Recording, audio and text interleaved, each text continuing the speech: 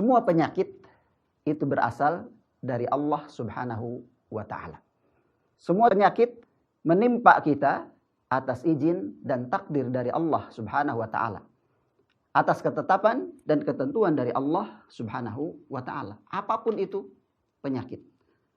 Bahkan sekarang yang sedang ramai diperbincangkan, yang ramai menghebohkan dunia, sebuah penyakit virus COVID-19 atau yang populer dengan sebutan virus corona. Bahkan Badan Kesehatan Dunia yang bernama WHO telah menetapkan ini virus, ini penyakit sebagai endemi global. Kalau kita perhatikan apa yang disebutkan Allah Subhanahu wa Ta'ala melalui lisan Rasulnya sallallahu alaihi wasallam, bahwa semua penyakit tersebut datang dari Allah Subhanahu wa Ta'ala, apapun itu.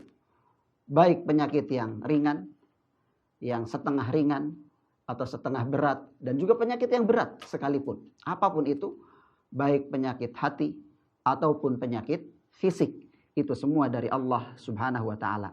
Maka jika kita memahami bahwa itu dari Allah, maka apa yang harus kita lakukan? Maka kita harus bertawakal kepada Allah Subhanahu wa Ta'ala.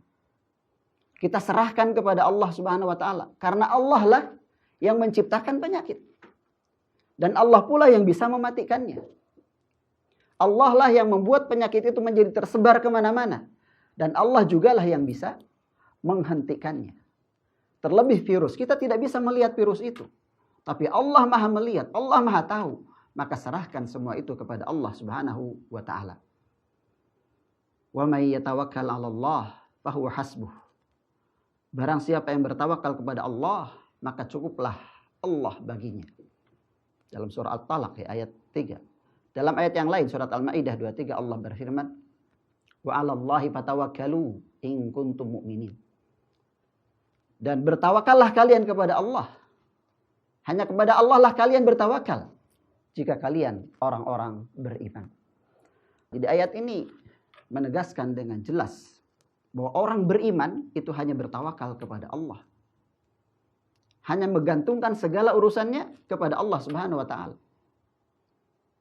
Jadi orang yang justru bertawakal kepada selain Allah, lebih besar harapannya kepada selain Allah, lebih besar harapannya kepada hal-hal yang sifatnya lahiriah, upaya dan ikhtiar, maka di situ imannya bisa bermasalah.